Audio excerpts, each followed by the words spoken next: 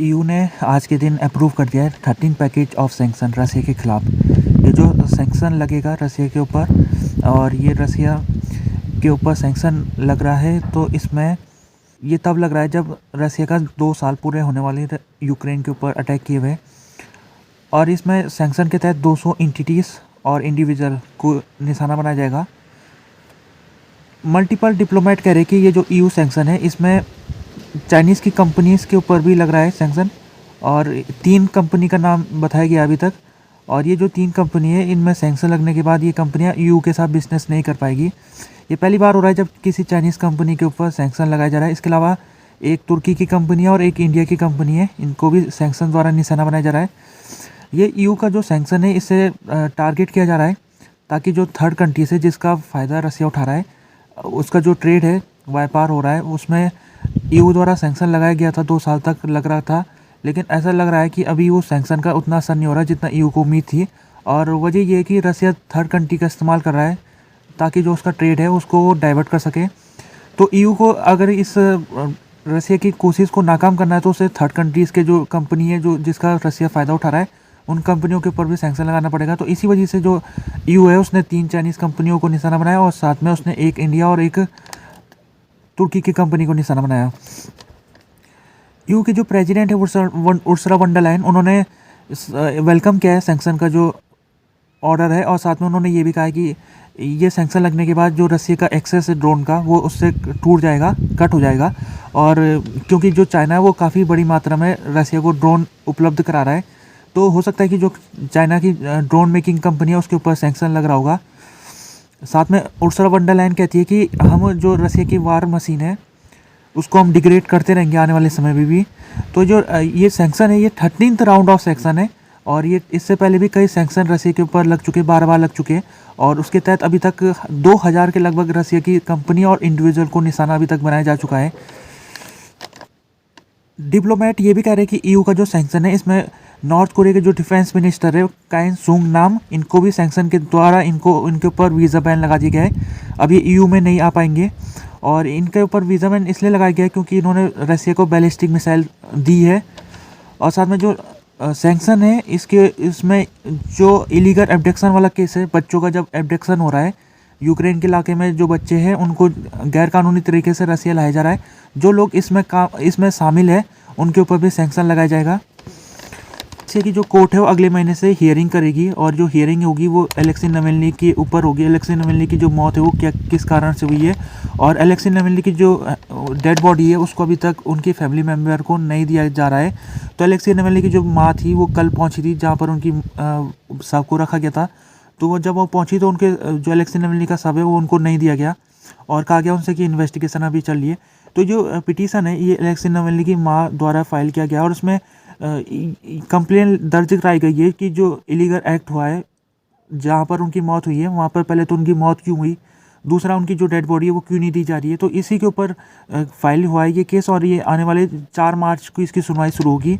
और ये जो कोर्ट है सेलाकेरी जगह में जहाँ पर वो प्रिजन था जहाँ पर अलेक्सी नावल्नी की मौत हुई है, तो उसी जगह की कोर्ट में मामला जा रखा है।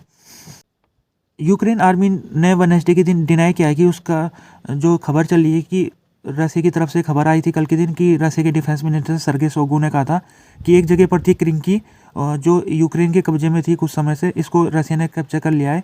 तो इसी खबर को यूक्रेन की आर्मी ने डिनाई किया, और उसने कहा है कि ये अभी भी हमारे पास है ये जगह। और यूक्रेन ने क्लेम किया कि रसिया ने इस जगह को कब्जा करने के लिए उसने अटैक तो किया था लेकिन उसको भगा दिया गया था। तो ये जो क्रिंकी है जगह ये डिनोप्रो रिवर की में पड़ता है, यानी कि डिनोप्रो रिवर इस समय 2 भागों में बटी हुई है। एक भाग जो उसका ईस्ट की तरफ वो रसिया के कब्जे वाला है, और वेस्ट की तरफ जो यूक्रेन के कब्जे वाला है।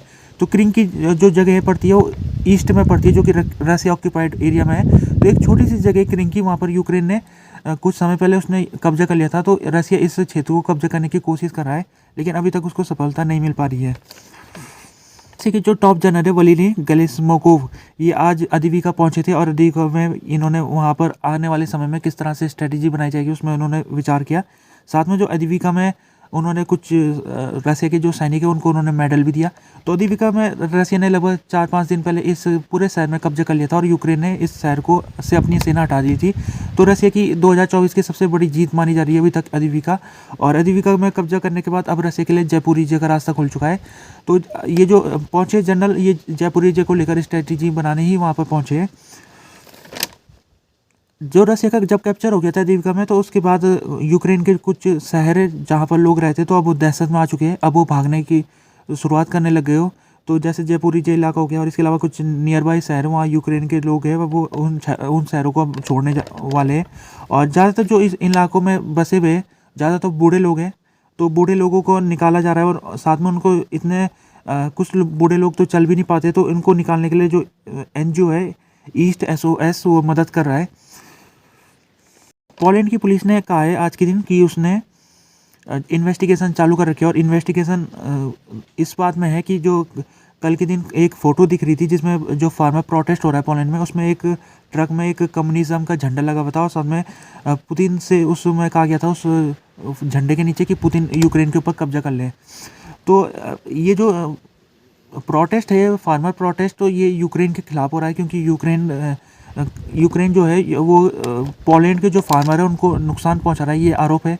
और इसलिए पहुंचा रहा है क्योंकि पोलैंड के जो फार्मर है उनकी जो अनाज है वो अब यूरोप में इतना बिक नहीं पा रहा है, क्योंकि जो यूक्रेन का मार्केट जब से खुल गया है, जब से यूक्रेन ने अपने ग्रेन को यूरोपियन यूनियन में भेजना शुरू किया है, तब से पोलैंड का जो ग्रेन है उसकी इतनी वैल्यू नहीं रह गई। तो जो पोलैंड के फार्मर है वो उनकी डिमांड है कि यूक्रेन का जो ग्रेन है उनको उसको यूरोप के अंदर आने में बंद किया जाए उसको। इसीलिए इन्होंने प्रोटेस्ट कई दिनों से चालू करा हुआ है, लगभग कई महीने हो गए, बीच बीच में बंद भी कर देते प्रोटेस्ट। कल से जो इन्होंने प्रोटेस्ट चालू किया था तब से इन्होंने जितनी बॉर्डर पड़ती है पोलैंड और यूक्रेन की, जितनी भी बॉर्डर क्रॉसिंग है सबको उन्होंने ब्लॉकेट कर दिया था। और जितने ट्रक आ रहे थे उन सब ट्रकों की आवाजाही बंद कर दी थी। केवल मिलिट्री ट्रक की आवाजाही खुली रही, बाकी सब तरह की ट्रक आवाजाही बंद रही उनकी। तो पोलैंड के जो मिनिस्टर है उन्होंने आज के दिन बयान दिया और उसमें उन्होंने कहा कि जिस ट्रक में ये लिखा हुआ था कि पुतिन के सपोर्ट में जो बात लिखी गई थी, तो उस ट्रक के ऊपर जांच होगी और जो भी उस स्लोगन को लिखने वाले लोग होंगे उनके ऊपर कार्रवाई की जाएगी। पोलैंड की जो सरकार है वो यूक्रेन के काफ़ी सपोर्ट में है और उसने, जैसे डोनाल्ड टस्क प्रधानमंत्री है पोलैंड के, उन्होंने यूक्रेन पहुंचे थे कुछ दिन पहले, उन्होंने कहा था कि जो पोलैंड है वो पूरी तरीके से यूक्रेन के साथ खड़ा रहेगा। लेकिन जो पोलैंड की जो लोग हैं, जैसे फार्मर हो गए या फिर ट्रक ड्राइवर हो गए, वो विरोध कर रहे हैं क्योंकि उनका जो जॉब है उसको नुकसान पहुंच रहा है। तो ये एक टेंशन की स्थिति हो चुकी है यूक्रेन और पोलैंड के बीच में। और ये टेंशन अगर बढ़ गया तो बहुत ज़्यादा ये नुकसानदायक हो सकता है, क्योंकि जो यूक्रेन है उसकी बॉर्डर लगती है पोलैंड से, और पोलैंड से ही ज़्यादा जो यूक्रेन को मिलिट्री सप्लाई आती है वो उसी रास्ते से आती है। तो यूक्रेन और पोलैंड के जो संबंध हैं उनको सुधारना बड़ा ज़रूरी है। तो इसलिए कदम उठाने पड़ेंगे, EU को भी कदम उठाने पड़ेंगे और पोलैंड की सरकार को भी कदम उठाने पड़ेंगे। रसिया ने जो रिपब्लिकन सीनेटर है लिंडसे ग्राम, उनके ऊपर सैंक्शन लगा दिया है। और ये जो सैंक्शन है ये साथ में लिंडसे ग्राम को टेररिस्ट लिस्ट में भी शामिल कर दिया गया है। तो लिंडसे ग्राम ये अमेरिका के सीनेटर है और इन्होंने एलेक्सी नावल्नी की जब मौत हुई थी तो इसकी जिम्मेदारी उन्होंने पुतिन के कंधे में डाली थी। तो इसी को लेकर जो रसिया है उसने लिंडसे ग्राम को उन्होंने टेररिस्ट लिस्ट में शामिल कर दिया। अभी तक रसिया ने जब से लड़ाई शुरू हुई तब से उसने 4000 से ज़्यादा यूरोपियन और अमेरिकन लोगों को और कंपनियों को अभी तक टेररिस्ट लिस्ट में शामिल किया और इनके ऊपर सैंक्शन लगाए हैं। ये जो इनका कदम है ये लार्जली सिंबॉलिक है, क्योंकि जो सैंक्शन है लिंडसे ग्राम के ऊपर वो सैंक्शन का कोई वजह नहीं है और ना ही उसका कोई असर पड़ेगा, क्योंकि जो लिंडसे ग्राम है उनका कोई रसिया में कोई बिजनेस भी नहीं है, तो उनको ना नुकसान होगा ना उनको कुछ फ़र्क पड़ेगा।